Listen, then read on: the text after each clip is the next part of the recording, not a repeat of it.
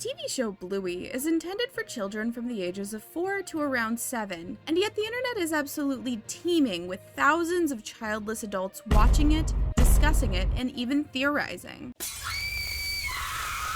Today, we're investigating why all of these adults are so fascinated by a show for babies. I had the idea of doing a video about Bluey Fandom and adult fans a while back, but I wasn't really sure that I would end up making it just because I didn't know that there was actually that much to talk about. Like, really, the whole thing is like, oh, adults like the show and who cares? But then I checked the fan lore page, which is sort of like a wiki for just fandom information, and it mentioned that in the fanfiction that people write for this television show for babies, they so frequently kill off the mother at the beginning of the fic that there was a designated like warning for it on AO3, which was just sorry I killed Chilli. Okay, and I looked into it further, and I will say I don't think it's actually that commonly used, at least not as commonly used as the article made it out to seem, but I was still so mad at the idea that people were writing fanfiction about a show for babies and they were still fridging the mom that I got really mad and I started researching for this video. Bluey is an Australian cartoon show aimed at preschoolers. It's about a family of blue heelers like the dog, and the main character is named Bluey. She is 6 years old, and it's also about her dad, Bandit, her mom, Chilli, and her little sister, Bingo. It is pretty well loved by both kids and adults, and it's loved in both Australia and the rest of the world. And it's also appreciated by childless adults of various ages, as has been extensively covered in articles around the web. A lot of people in those articles mention getting into Bluey through seeing clips on their TikTok For You page, and people have a lot of different reasons that they enjoy the show. Some people just like relaxing and watching something that's not super stressful or intense. Some people, in particular people who might have grown up without the most stable or supportive home life, really appreciate Bluey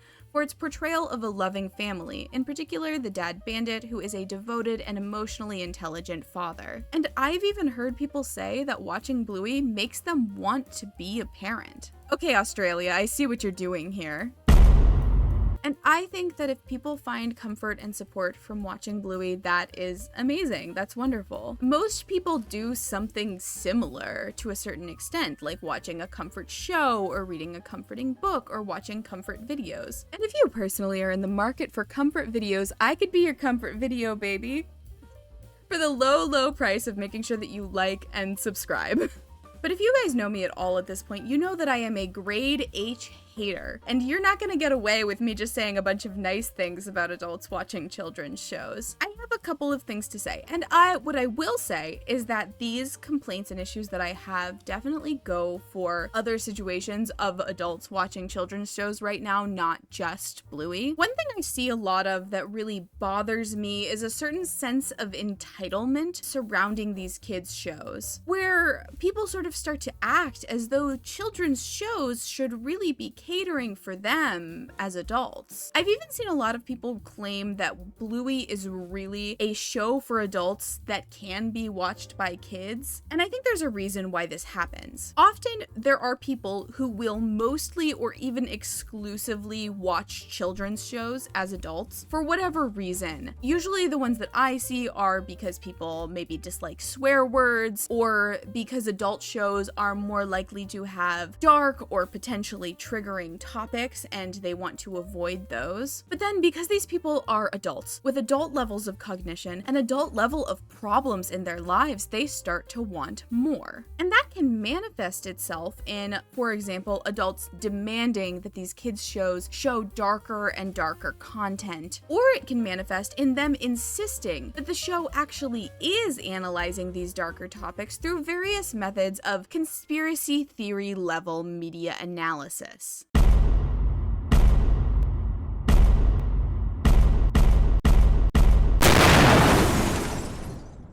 Talk about these dark theories and conspiracy theory level of analysis. I'm not talking about, for example, the idea that Bluey's mom might have suffered a miscarriage from some point in the past, because not only has that been independently confirmed by people working on the show, it's also a relatively obvious thing to pick up on if you're watching the show as an adult. The stuff I'm talking about is honestly much darker and far more convoluted. And this is a problem to me, because even though it's fine to like these shows and even fine to see deeper meaning in them, if you're you're frustrated with certain things not being shown or handled, you may need to start looking outside of children's media to get that kind of gratification. I would suggest maybe using something like doesthedogdie.com or other similar resources to try to avoid anything that could be particularly triggering or difficult for you. And quite frankly, it's just generally not good analysis to treat media analysis as though it is some sort of Easter egg hunt, connecting all of these random elements that actually don't have any connection in order to hint at some sort of grander meaning. Unless, of course, you're analyzing Gravity Falls,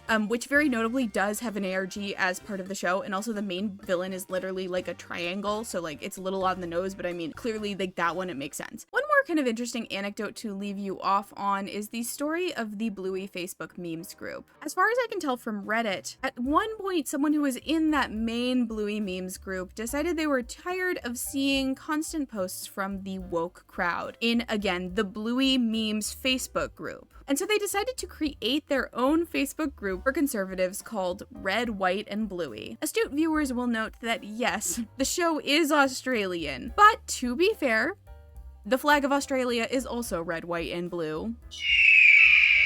In any case, allegedly, one of the mods for that group actually did still have access to modding the main group as well, and ended up really opening the floodgates on moderation, and a bunch of terrible posts got put in the big one, and it all turned into a mess and nobody wanted to touch it anymore. But that's really beside the point. While this is a small thing, it's pretty clear to me that children's shows already are and are increasingly becoming more and more enmeshed with the current culture war that is going on between conservatives and progressives. Within this culture war, even things such as seemingly benign messages about inclusion and acceptance are often seen as utter attacks on their values by conservatives and conservative talking heads. Children's TV used to be sort of an innocent place to put your kids in front of the TV, not have to worry that they were going to imbibe trans ideology or vax for children propaganda. Well, no longer, because the left has discovered that it really likes indoctrinating kids in whatever the preferred policies of the day are.